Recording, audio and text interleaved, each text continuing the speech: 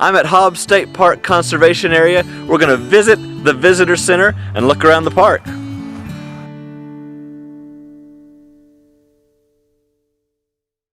This is the park superintendent, Mark Clippinger. Mark, you were telling me some of the history of the park. Yeah, Hobbs State Park Conservation Area is the largest land-based state park we have in the state of Arkansas. There's a little over 12,000 acres here, which makes up about 23% of our total land holdings for state parks in the state. Thanks to the citizens of Northwest Arkansas fighting for it. Otherwise, this probably would be developed with businesses and residences, particularly on the Beaver Lake shoreline that we enjoy. One of the things that really struck me about the park here is the visitor center, and it really is set up for an educational opportunity. That it is. We dreamt of this 20 years ago when we started coming up with this concept. It's really kind of the nature center for Northwest Arkansas now. And our partners that manage this place, Game and Fish and Arkansas Natural Heritage Commission, also assist us and manage this area, although primarily state parks. This visitor center came out of our Conservation Amendment money as well. Now, this is State Park's first LEED accredited building, Leadership in Environmental and Engineering Design. We appreciated our Little Rock office fighting for this.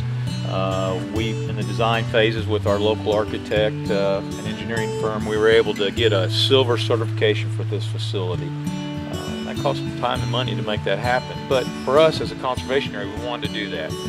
Some features that we incorporated during construction, we've minimized our footprint in the area. This is a two-story stacked building instead of spreading it out, which would impact the forest more. We harvested the lumber off this, the timber off this piece of property instead of just putting it in a pile and burning it.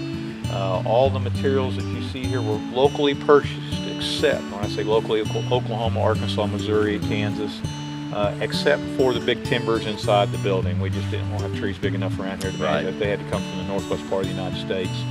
Out here on the outside of the building, you can see we use native limestone. We have for years here, our Northwest Arkansas Eureka Spring thread of limestone. We also use native plantings. All of our landscaping, we put native plants. I noticed that. I love that, and I want to explore that more at my house. These are things that we find in the forest all around here. They're already growing in this area. We know they'll do well.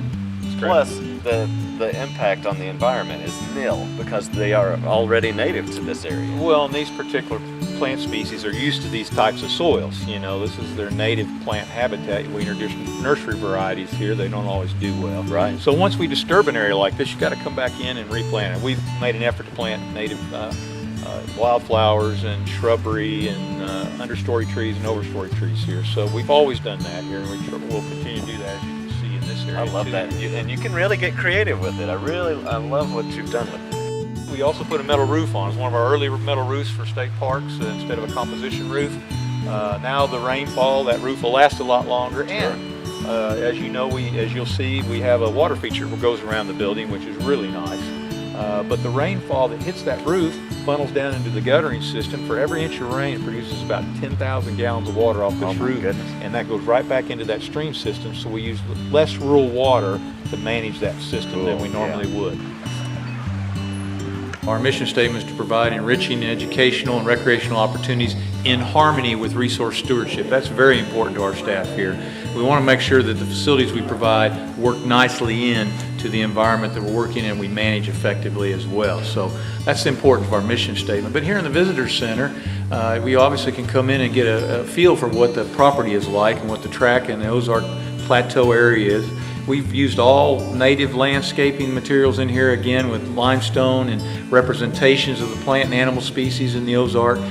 You can see that we don't shy away from predator-prey relationships in here as well. So you'll see animals with foxes with chipmunks in their mouth and other aspects that you can get your hands on and see, making an interactive experience in the visitor center too. As you see here, we've got on this end of the building some tracks in the tiles where a couple cottontail rabbits are coming in the back door of the visitor center. A fox spots them around coming out of the classroom area there.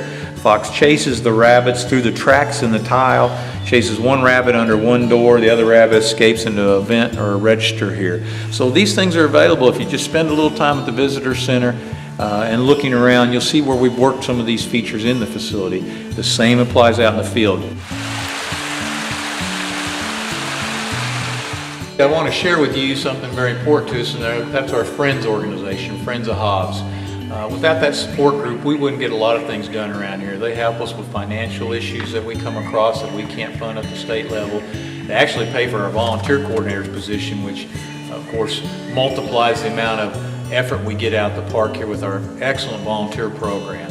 And that's all that's managed, whether we have a special purchase we need or a position we need help funding with or an event we need support on, through our Friends of Hobbs. They produce a great newsletter. You're welcome to pick up at the visitor center. You can get it online. We here at the park also send out an e-announcement of our public releases you can get online. But look up thefriendsofhobbs.com. Thanks so much, Mark and your staff, for showing me around here at Hobbs.